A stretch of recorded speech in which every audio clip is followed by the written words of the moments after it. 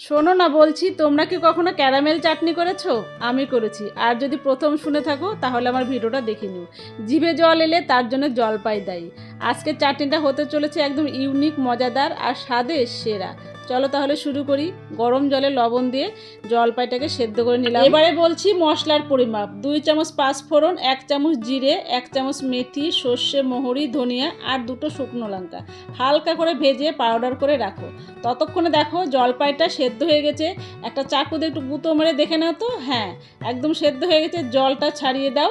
এবার এটাকে ম্যাশ করো। ম্যাশ করার যন্ত্রটা আশা করি সবার বাড়িতেই আছে, তাই না বলো?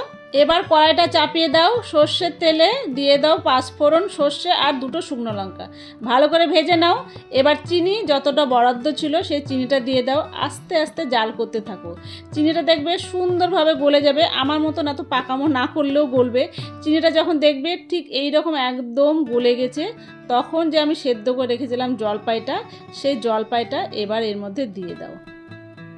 দেখো কাণ্ড, দেখেছো? সব সেদ্ধ জলপাইগুলো এর মধ্যে দিয়ে দিলাম। একটু ভালো করে মিশিয়ে নিব।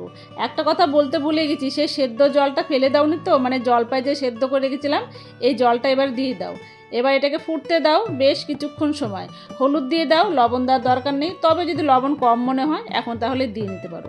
এটা একদম শুকিয়ে ভালো ঘন হয়ে আসা পর্যন্ত এটাকে আমি জাল করতে থাকবো। যখন দেখবে এইরকম ঘন হয়ে আছে, তোমরা যদি আরও ঘন করতে চাও করতে পারো। এবার আমার রেডি করে রাখা মশলাটা আমি দিয়ে দেবো। মশলাটা দিয়ে আবার একটু মিশিয়ে নিব। মশলাটা দিয়ে আর বেশিক্ষণ জাল করা যাবে না, শুধু একটু মিশিয়ে নিব, তাহলে রেডি হয়ে যাবে আমার জলপাইয়ের চাটনি। একটু নরম মনে হচ্ছে, পরে কিন্তু ঠান্ডা হলে জমে যাবে। একবার আমার মতন করে বানিয়ে দেখতে পারো। আমি বলছি সেরা চাটনি, সবার মন জয় করে নিতে পারো। ভালো লাগলে একদিন বাড়িতে বানিও আর আমাকে জানিও কেমন হয়েছে। দেখাবে নতুন একটা রেসিপি নিয়ে পরের ভিডিওতে। ততক্ষণ সবাই খুব ভালো থেকো, সুস্থ থেকো, এনজয় করো। Thank you.